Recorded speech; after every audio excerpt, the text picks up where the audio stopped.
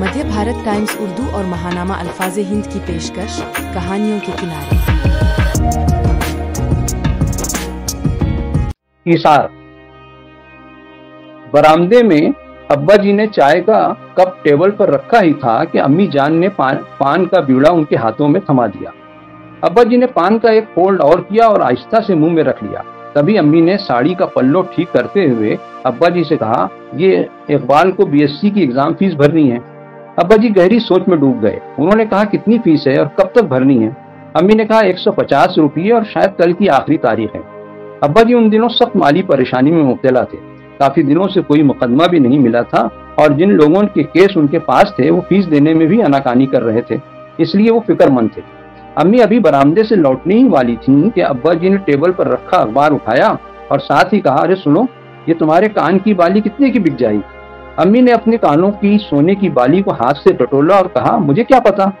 अब्बा जी ने कहा, एक काम करते हैं, ये बालियां बेचकर इकबाल की एग्जाम फीस भर देते हैं। साथ ही उन्होंने कहा, अपने चचा को बुला लीजिए, वही बेच देंगे। अम्मी ने टेबल पर रखा कप उठाया और बरामदे से अंदर घर में चली गई। जाते ही बड़े बेटे इकबाल से कहा, बेटा नाना जान के पास जाओ और कहना कि अम्मी ने बुलाया है। अम्मी के चचा घर के करीब ही रहते थे। इकबाल फौरन गया और नाना जान को बुला लाया। नाना जान ने आते ही कहा, वकील साहब क्या बात है, मुझे बुलवाया गया है? अब्बा जी ने अखबार टेबल पर रखते हुए पान की पीक करीब रखे उगालदान में थूकी और कहा, चचा आइए आइए, दरअसल बात यह है कि इकबाल बेटे की बीएससी एग्जाम की फीस भरनी है। मैं चाहता हूं कि उसकी अम्मी की बालियां बेचकर फीस भर दूं। अम्मी सब बातें सुन रही थी। उन्होंने फौरन अपने कानों की बालियां निकाली और दरवाजे पर लटक रहे पर्दे के पीछे से हाथ बढ़ाकर भर्राई आवाज में कहा, चचा ये बालियां ले लीजिए। फिर वो अपनी साड़ी के पल्लों से आंसू पोंछने लगी।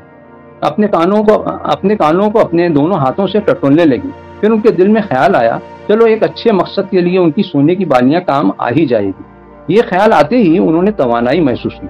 वो दोबारा सहन में कपड़े धोने बैठ गई। फिर कपड़े खंगाल कर धूप में रस्सी पर सूखने के लिए डालने लगी। वो सोच रही थी कि जिंदगी दरअसल धूप छांव का ही नाम है। धूप है तो कपड़े सूख ही जाएंगे। फिर उन्हें बालियों का ख्याल आ गया और उनकी आंखें भर आई। उसी अस्ना में अब्बा जी अंदर दाखिल हुए और कहा, ये लो चचा ने बालियां बेच भी दी, 500 ला कर दिए हैं। अम्मी की जबान से निकला, अरे सिर्फ 500 रुपये में बिकी बालियां? अब्बा जी ने 150 रुपये अम्मी की तरफ बढ़ाते हुए कहा, कल इकबाल बेटे को दे देना, वो एग्जाम फीस भर देगा। अब्बा जी ने 350 रुपये हाथ में लेकर कहा, इन पैसों से किराना और सब्जी ले आता हूँ, थैली दे दो। अम्मी ने 150 रुपये अलमारी में बिछे कागज के नीचे रख दी। दूसरे दिन सुबह सुबह तायाजाद भाई आ गए।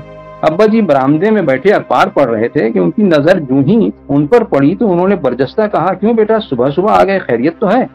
उन्होंने कहा, चचा जान मुझे बीएससी एग्जाम फीस भरनी है, 150 रुपये की जरूरत है। अब्बा जी ने कहा, बेटा बैठो। वो कुर्सी पर बैठ गए। अब्बा जी अंदर घर में आए और अम्मी को मुखातिब करके कहा, अरे सुनो, वो इकबाल बेटे के लिए जो एग्जाम फीस 150 रुपये तुमने कल रखे थे वो नासिर को दे दो, उसे भी फीस भरनी है। अम्मी मासूमियत से अब्बा जी का मुंह तकने लगी। उन्होंने आहिस्ता से कहा, वो अपना इकबाल। अब्बा जी ने अम्मी की बात काटते हुए कहा, इकबाल अगले साल एग्जाम में बैठ जाएगा, नासिर को फीस भरना ज्यादा जरूरी है। अरे सोचो, मेरा बेचारा मेरे मरहूम बड़े भाई का बेटा है, वो कहाँ से पैसे लाएगा, उसे दे दो। ये कहकर उन्होंने अम्मी के सामने हाथ फैला दिए। अम्मी की आंखों में फिर से आंसू तैर। उन्होंने अलमारी में पेपर के नीचे से 150 रुपये निकाले और अब्बा जी के हाथों पर रख दिए और खुद अपनी साड़ी के पल्लों से आंखें पोंछने लगी।